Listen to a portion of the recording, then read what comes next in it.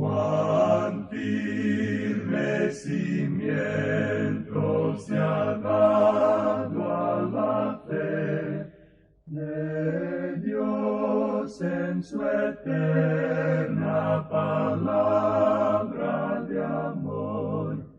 Con el propósito de compartir con usted las inmutables verdades de la palabra de Dios, presentamos A través de la Biblia, un estudio detallado y sistemático de toda la Biblia que le ayudará a conocer lo que Dios ha revelado para nuestro provecho espiritual. Estos estudios bíblicos fueron diseñados y elaborados por el Dr. J. Vernon McGee, versado maestro de la Biblia, quien dedicó la mayor parte de su vida a la enseñanza clara y sencilla de la palabra de Dios.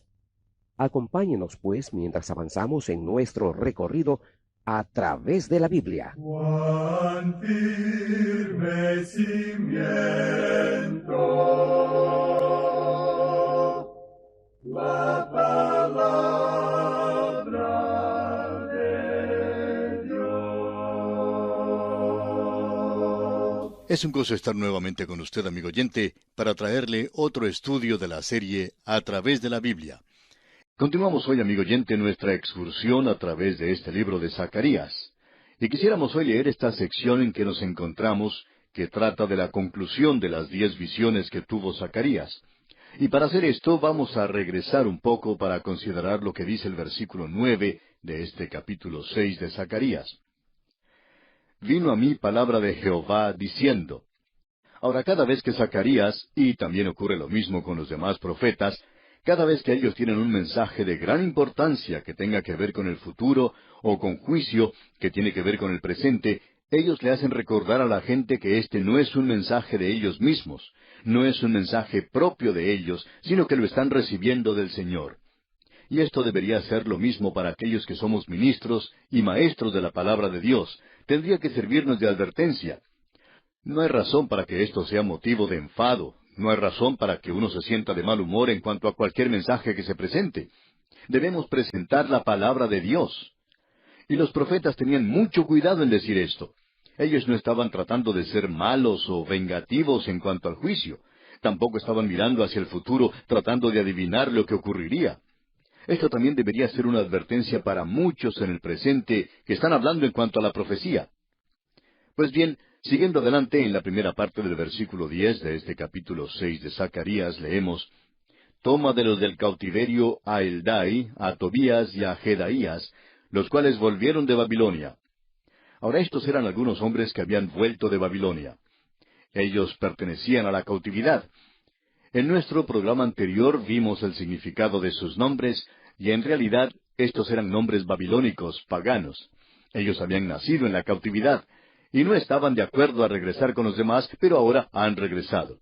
Y lo hacen procedentes de Babilonia. Ahora en los versículos 10 y 11 dice el Señor a Zacarías, Irás tú en aquel día, y entrarás en casa de Josías, hijo de Sofonías. Tomarás pues plata y oro, y harás coronas, y las pondrás en la cabeza del sumo sacerdote Josué, hijo de Josadac. Ahora esto es algo extraño. No colocaron la corona sobre la cabeza de aquel que era del linaje de David. ¿Por qué? Porque eso hubiera indicado que Dios iba a restaurar el linaje de David en ese entonces, y él no tenía ningún interés en hacer eso. La realidad es que la próxima persona que llevará la corona de David es el Señor Jesucristo, cuando Él venga a esta tierra a establecer su reino. Así es que, como resultado, aquí se coloca la corona sobre Josué, y él es el sumo sacerdote. Ahora esto es fuera de lo común porque Dios mantenía a la religión y al gobierno separados, y muy separados, por cierto. Aquí la corona está siendo colocada sobre Josué, el sumo sacerdote, y hay una razón para ello. Veamos lo que nos dicen los versículos 12 al 15 de este capítulo 6 de Zacarías. Leamos. Y le hablarás diciendo, Así ha hablado Jehová de los ejércitos, diciendo, He aquí el varón cuyo nombre es el renuevo, el cual brotará de sus raíces y edificará el templo de Jehová. Él edificará el templo de Jehová, y él llevará gloria, y se sentará y dominará en su trono, y habrá sacerdote a su lado, y consejo de paz habrá entre ambos. Las coronas servirán a Elem, a Tobías, a Jedaías y a En, hijo de Sofonías, como memoria en el templo de Jehová. y los que están lejos vendrán y ayudarán a edificar el templo de Jehová, y conoceréis que Jehová de los ejércitos me ha enviado a vosotros. Y esto sucederá si oyereis obedientes la voz de Jehová vuestro Dios. Esta es una sección muy importante. La razón por la cual la hemos leído junta es por la importancia que tiene. Es tan importante que la hemos leído toda junta y también la hemos repasado parte por parte y a veces la hemos leído 2 veces. Y aquí quisiéramos incluir un prefacio en este pasaje de las Escrituras. Estamos llegando ya a la conclusión de la primera división principal de Zacarías. Hemos visto 10 visiones. Es necesario que extendamos nuestra atalaya y veamos dónde estamos en la corriente de la historia de esta profecía. Es posible perder el camino a través de esta sección, y si hacemos esto, entonces perderíamos una de las grandes lecciones que en nuestra opinión tenemos en las Escrituras y uno de los grandes principios que Dios señala. Queremos pues urgir a aquellos que hoy están tratando de enseñar la profecía a que estudien cuidadosamente este pequeño libro. Creemos que esto les librará de realizar algunas interpretaciones extrañas y misteriosas. Así es que, en esta sección primera tenemos 10 visiones. Y si usted aprecia solamente 8, está bien, si eso es lo que le gusta a usted. Estamos de acuerdo que estas visiones son raras y extrañas y muy simbólicas. Y cuando uno pasa a través de ellas, llega a la conclusión de que esto puede haber sido un sueño casual de un profeta de hace mucho tiempo, y que ellos no tienen ninguna relación la una con la otra, y que puede ser interpretada de cualquier forma. Y estas están siendo usadas hoy como si fueran fábulas frágiles, en lugar de dárseles una interpretación real y verdadera. Ahora estas visiones no pueden significar lo que cualquier expositor quiere que signifiquen para que estén de acuerdo con alguna trama absurda de interpretación bíblica. Estas no son sencillamente un conglomerado de visiones. Existe un verdadero peligro cuando se trata de sacar solamente una por algún propósito y dejar de prestarle atención al resto de la escritura o del contexto, y en olvidarse de que una de las grandes reglas de la interpretación de la profecía es que ninguna profecía de la Escritura es de interpretación privada. Tiene que estar ubicada en el lugar que le pertenece. Ahora, todas estas visiones están relacionadas y conectadas, por así decirlo. Tienen un significado local y cuentan una historia y también dan un bosquejo de la historia. También tienen un alcance hacia el futuro. Cuentan una historia y también sirven un propósito. Ahora aquí tenemos una visión de jinetes debajo de los mirtos, hasta carros con caballos de muchos colores. Y en cada uno de estos el tema es el juicio, y ese es por cierto el fondo que se presenta a través de todas las visiones. Aquí se presenta el futuro total de la nación de Israel, incluyendo la destrucción de sus enemigos. Y finalmente, la reunión de todos en la tierra de Israel, y su limpieza y restauración a su alto testimonio sacerdotal y al establecimiento nuevamente de la teocracia. Y ahora, en esta sección, tenemos algo que le da punto final a todo: la venida de Cristo a la tierra como gran sacerdote y rey para reinar en la tierra en el trono de David. Todo eso lo tenemos aquí ante nosotros. Ahora Israel ha regresado a esa tierra, y vemos que Israel se sentía desanimada. La gente quería abandonar la construcción del templo. Y Dios levantó a 2 profetas, Ageo y Zacarías. En ese entonces, la gente no solo se sentía desilusionada y desanimada, y la tarea de construcción avanzaba de una manera muy lenta y era difícil, sino que ellos parecían ser tan pequeños e insignificantes cuando se los comparaba con la grandeza de Babilonia. Y uno debe recordar que la mayoría de estas personas había estado en Babilonia en la cautividad, y ellos habían podido apreciar, habían visto estos grandes templos paganos en ese lugar. Y en el imperio medo-persa había aún templos mucho más grandes que esos. Y ahora hay un período de paz temporal, y era una ocasión para que ellos se edificaran. Pero no estaban actuando como debían. Y Dios levantó a estos profetas, a Ageo y Zacarías. Israel estaba bajo el dominio de un déspota extranjero. Y esto seguiría a través de los siglos, a través de muchos siglos, hasta llegar a la venida de Cristo, y aún no ha concluido hoy. Sabemos que están allí como nación, pero por cierto que han tenido sus problemas, ¿no le parece? Ellos han sido puestos en la tarima del rematador y las naciones del mundo están dispuestas a vender a Israel por 1 litro de gasolina. En realidad, son millones de barriles de petróleo árabe. Y creemos que ese es un buen precio. Eso es mucho más de lo que Judas sacó por vender a Cristo, ya que él obtuvo solamente 30 piezas de plata. Pero aquí se habla de millones y millones. Pero lo que destaca todo esto, por supuesto, es que Israel hoy no está siguiendo la palabra de Dios, no tiene nada que le dé ánimo. Ellos necesitan esta profecía de Zacarías. Dios va a juzgar a estas naciones gentiles, Él va a limpiar a su pueblo, y ellos deben ser redimidos como cualquier pecador es redimido. Y Dios limpiará a su rey. Y todo esto estaba incluido en estas visiones, y más aún. Ahora aquí tenemos un significado triple, que queremos destacar al llegar al final de estas visiones. Aquí tenemos lo que se conoce como un significado contemporáneo, es decir, que Zacarías estaba hablando hacia una situación local y a los problemas que existían en su día, en el día de Zacarías. Él estaba hablando a la gente de su día en cuanto a sus problemas, pero eso tiene un significado contemporáneo. La gente no debería desanimarse con este mensaje que el profeta les daba. Había un plan y un propósito de Dios, y ellos necesitaban ver esto de la perspectiva del programa eterno de Dios. Ellos eran nada más que una pequeña parte en ese programa. Y ese templo que ellos estaban edificando, finalmente introduciría el gran templo milenario que el Mesías mismo edificaría. Y eso era parte del programa, y todo esto es llamado la casa de Dios. Ahora había también otro significado, un significado continuo. Allí hay un mensaje para nuestro día.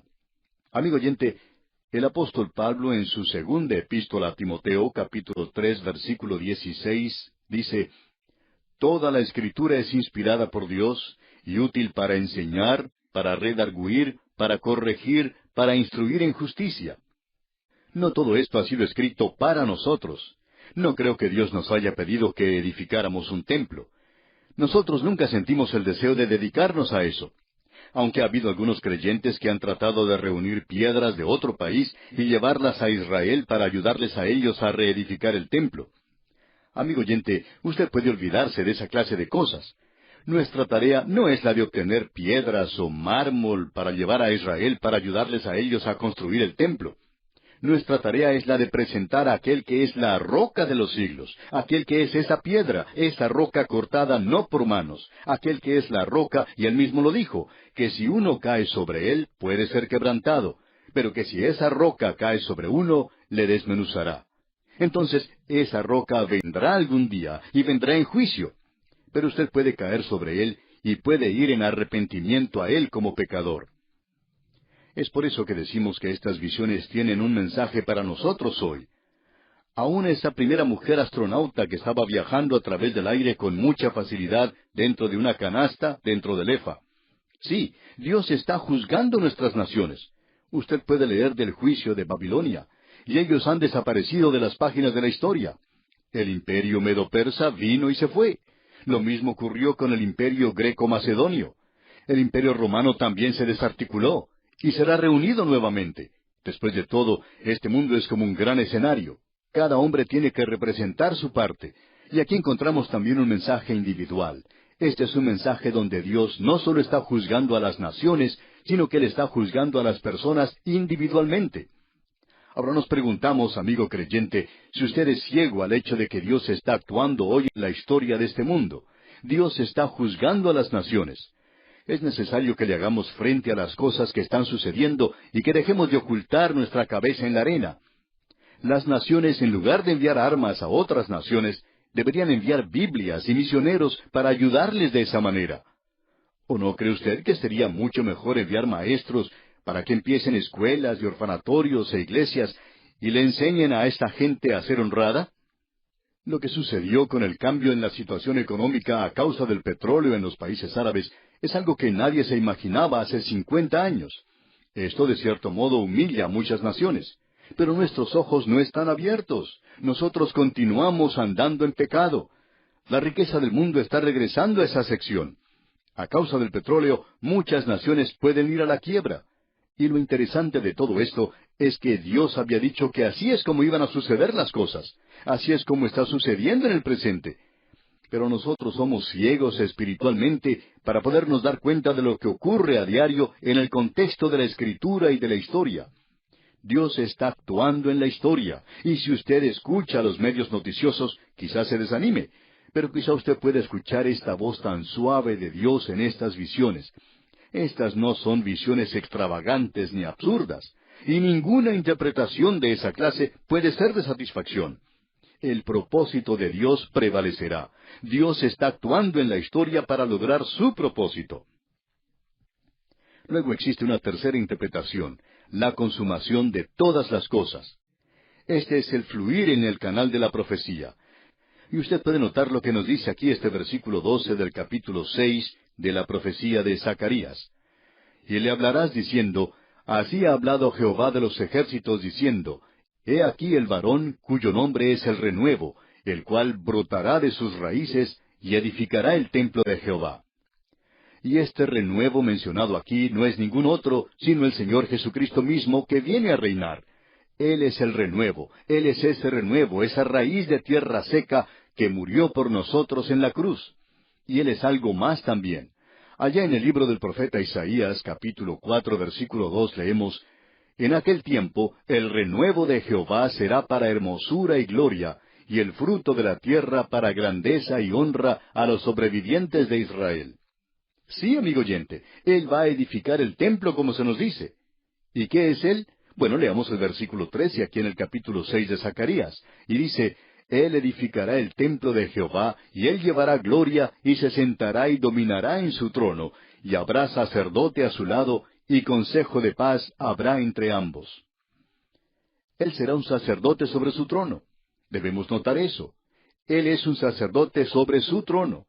Cuán importante es el notar esto, que Él es sacerdote y rey. Y luego más adelante, cuando consideremos la profecía en cuanto a la entrada triunfal, veremos que el Señor Jesucristo entró a Jerusalén 3 veces, como profeta, como sacerdote y como rey. Y luego en el versículo 14 de este capítulo 6 de Zacarías leemos, las coronas servirán a Elem, a Tobías, a Jedaías y a En, hijo de Sofonías, como memoria en el templo de Jehová. Ninguno llevará esas coronas. Estas fueron colocadas como un símbolo en las ventanas más altas del templo, y allí estaban como memoria. ¿Por qué? Para hacerle saber a la gente que vendría un sacerdote rey, un sacerdote rey. Esa es la razón por la cual él podía limpiar el templo de la forma en que lo hizo. Y él aún dice que vendrán de lejos y ayudarán a edificar el templo de Jehová, y conoceréis que Jehová de los ejércitos me ha enviado a vosotros. Vamos a concluir esto, Dios mediante, en nuestro próximo programa, y luego seguiremos con el capítulo 7.